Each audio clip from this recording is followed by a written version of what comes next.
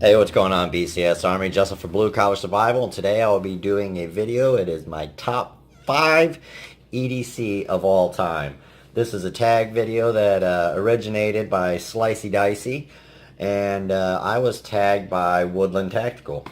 So, alright, let's go ahead and get into this. First thing I want to do an honorable mention. This is kind of one of my, I use it around the house a lot, and that would be my Spyderco Rody.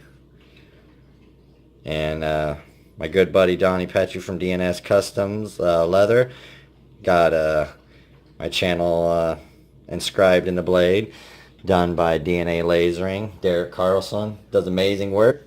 Definitely check him out. Alright, so we'll go ahead with my top 5 EDC.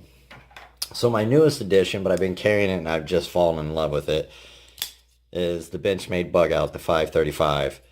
I mean, Zeb from Woodland Tactical literally beat the living mess out of this thing, and it only weighs like 1.9 ounces, and he batoned it through wood. So, great build. They did a great job on everything. Benchmade generally does, you know, beautiful sharpening choil. The plunge grind's done like it should.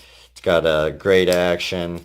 Just simple. It's a real simple knife. And you kind of, my buddy he was holding it. He said, man, I'd be afraid I'd break this thing. And no, I mean, it's a tough little knife. So, that'll be my first one, would be the Bugout. Next, this is just kind of a gimme, would be the Ontario Rat 2. And this is in the D2. And it's an iconic knife, honestly, in my opinion. Anybody in the knife community, there's not many people that have anything bad to say about the Ontario Rats. They're just amazing knives, very well built. Ergonomics and feel in hand is absolutely amazing, and when they made it in a D2, that was even better. Alright, so we'll go on with another one as I'm throwing stuff, would be my PM2.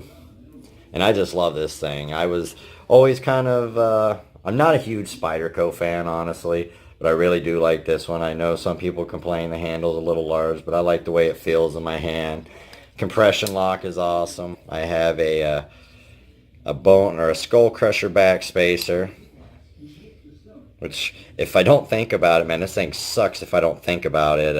I go to push it in my pocket and get on that, it hurts. And this was originally the regular digi camo that I dyed red, and I think it turned out amazing.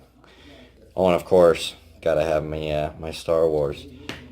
All right, so the next knife is going to be one I carry all the time, and this is my PHL Lil Jon. Rich, my buddy from PHL Knives, made this beautiful knife.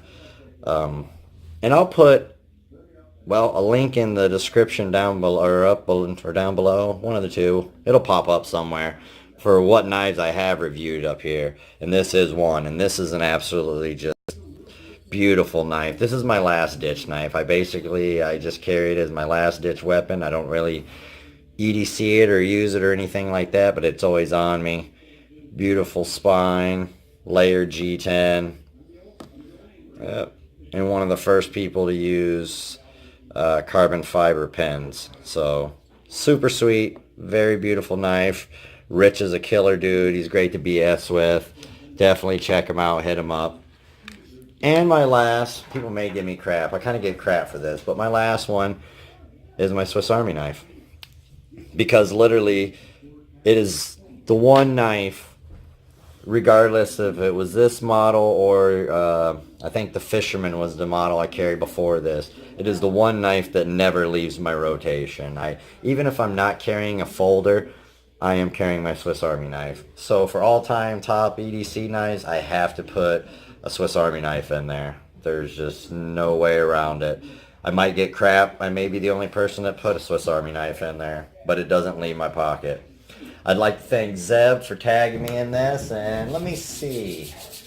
I'm going to tag, I don't know if he's been tagged yet, but I'm going to tag Jet Fuel EDC and Outpost 76. Let's see if those guys, I don't know if either of them have been tagged yet. But, alright guys, that's my top 5 EDC in my house EDC, my consolation. But, alright guys, this is Justin. You guys stay safe.